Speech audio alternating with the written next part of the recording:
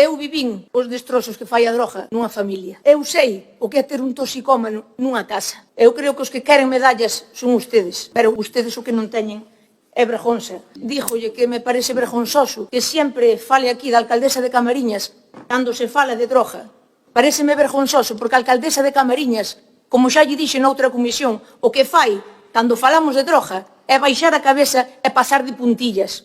A alcaldesa de Camariñas só lle interesan os votos. Non lle interesa falar da droga. Señora Iglesias, eu a usted non a interrumpi. respeten o turno de palabras. Non lle interesa levarlle a contraria aos narcotraficantes porque ten medo de perder votos. Eu non teño medo.